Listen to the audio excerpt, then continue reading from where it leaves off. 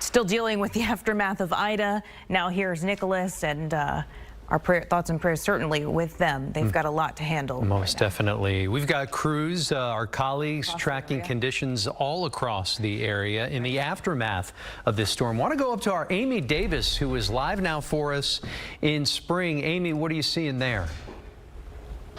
We are seeing a huge tree that went through the roof of this home. We're the Timber Lakes, Timber Ridge area right off of Glenlock in Spring.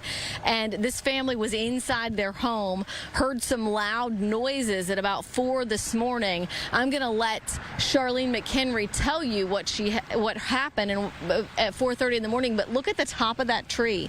That is where this huge piece came from. The whole entire top of the tree fell through this portion of her roof and her garage. Charlene, come on over here. You said 4:30 in the morning. You were already awake, but you were hearing some noises, and then what did this sound like? It sounded like a bomb exploded or an earthquake. It's something that you don't experience to give it really a definition, but yeah, it was very, very loud.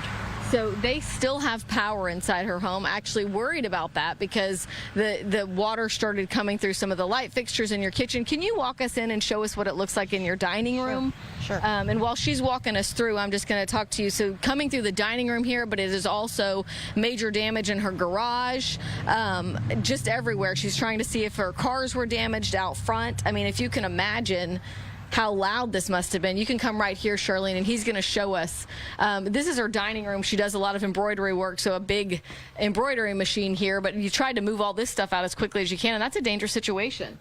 Yeah, we moved this out of the way, and it was before the ceiling started falling, but we saw the parts of the tree coming in, one at the front, one right there, and then one at the back wall. By you see that limb coming through there, through the wall. Right, that's the garage, and then I looked in the garage, and that was pretty much looking at the sky. Yeah, because it just has no roof. It looks like you can see straight up. Right, and I couldn't open the door to get there, and then as more water came in, we were putting buckets, and then the ceiling caved in. Well, first, she said thankful no one was hurt. You were home with your 2 sons, but now thankful that the rain has stopped for now. Right. I'm glad the rain, and I just want the wind to get away. Yeah. I mean, so I said, what next? You've called your insurance company. You're waiting on a contractor. Right. Just the steps of safely getting the tree off, and then going through repairs. Yeah, I am so sorry, and thank you for letting us come in your home and showing us.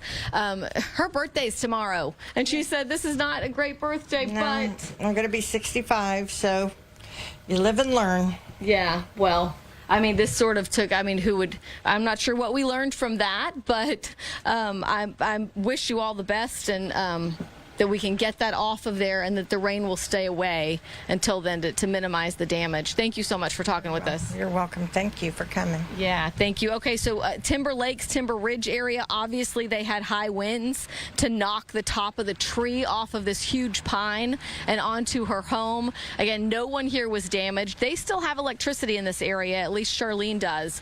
But she said they never have any flooding issues. They were fine during Hurricane Harvey, but she said Nicholas really got them this time. Guys, we are live in Spring. I'm Amy Davis, KPRC 2 News. Thank goodness Charlene and her sons are okay. Thank goodness they're okay, but what a shame. It's her birthday tomorrow, not something you want to be dealing with ever.